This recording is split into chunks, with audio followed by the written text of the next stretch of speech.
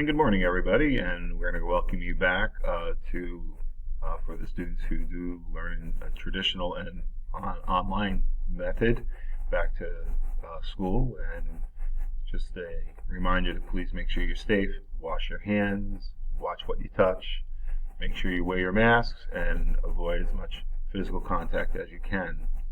For those of you who are in the Edmentum program, I'm sharing this video with you. I have given you access to another textbook, and I will show you how to use that this week. So you can actually access some reinforcement materials. They are not necessarily required for you, but if you do the activity that will be posted in Google Classroom, you will get extra credit, or use it as an alternate assignment for Edmentum coursework. Obviously, for the students who go physically to school when school is open, these are required, and you should watch these and do the assignments or watch out for Google Classroom. This assignment will be having a Google Classroom edition that I will post later today, which is Monday. So in order to get to the assignment, you're going to go ahead and open up your classes and hit assignments.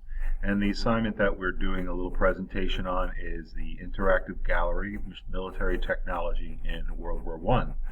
The reason that we're talking about this is the high number of casualties was caused because of the improved technology. The way that soldiers were fighting this war was the way that fighting was done in the Civil War, in the American Civil War, which had unbelievable casualties that the world had never seen because of the improvement in weapons. Well, 50 years later, the weapons have really improved, and the way that the war is fought has not changed at all. We'll be showing a video later today just looking how many times these attacks were done out. You can maybe get a good visual on the reason for the great casualties, and I will be posting the link also on Classroom for all sections, including Edmentum. It's a short 5-minute clip from a movie. That's a great movie, and the whole movie is available if you want to watch it, but you should watch the 6-minute clip. So what we're going to do is we're going to preview why these weapons were so powerful and so devastating in World War I. The first weapon that was used, and it was an absolutely devastating weapon, was the machine gun. All right, the machine gun is, and you can click on here. I'm going to give you a moment to read this. You have two technology tools here, machine guns and gas masks. So you can go ahead and read that on your own, and again, you will all have access to it. The gas masks were because World War I was the first war that used gas, and they would fire artillery shells filled with an explosive and with poisonous gas. And this was very highly feared by all the soldiers because the deaths were horrible. Literally, most of the gas would burn your lungs out from the inside. And if you died, it was usually a very slow and extremely painful death. Machine guns, these weapons could fire with a crew, and usually you would have a loader and a gunner, either 2 or 3. You might have basically a rifleman to protect them, and also to get ammunition if they needed. These weapons with a well-trained crew could fire about 800 rounds a minute if they were on full automatic fire, which was not usual. But they would fire bursts of about between 6 to 8 with one squeeze of the trigger. You'd wait a second, retarget, and you would fire again. A devastating weapon that caused massive casualties in World War I. The second innovation was the Zeppelin. The Zeppelin was used by the Germans, and it was used mostly for reconnaissance, but also to drop bombs from the air. These could stay up in the air for over 100 hours because they used hot air as fuel. They could fly very long distances, but they really didn't have much of an effect. They were useful for reconnaissance to see what was happening out of sight.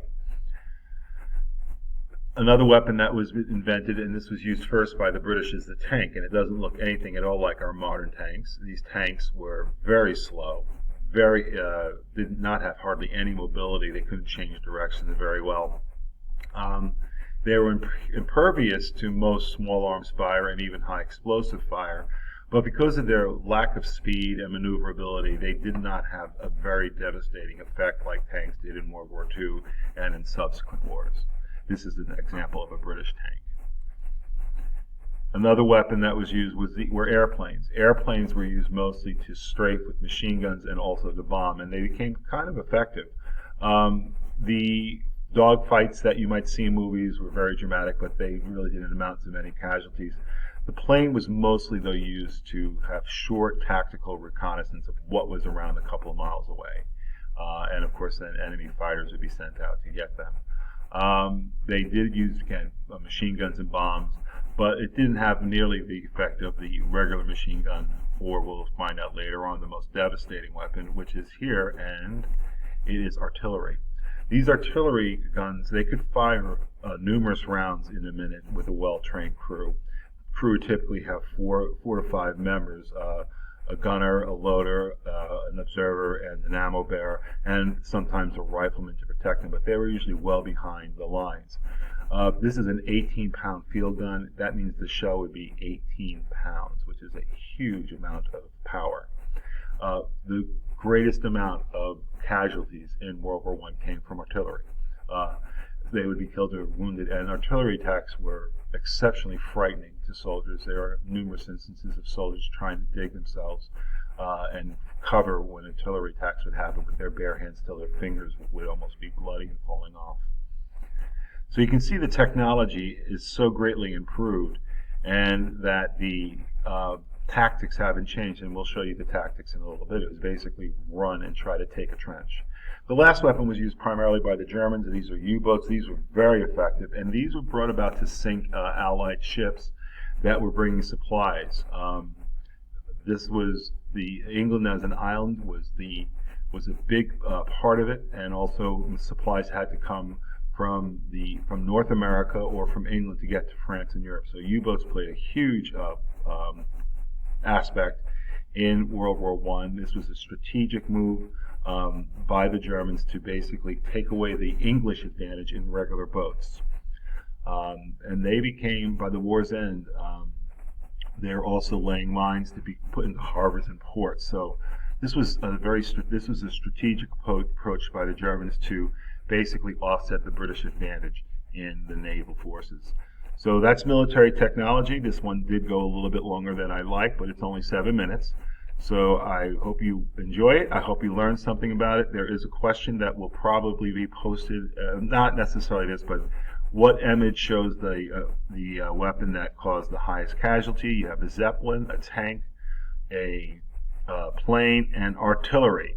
So you should know that answer, and the second most is not listed, but you can probably figure it out from the video. You might see this question later on in Google Classroom in some form this week. So that's all, and have a great rougher day.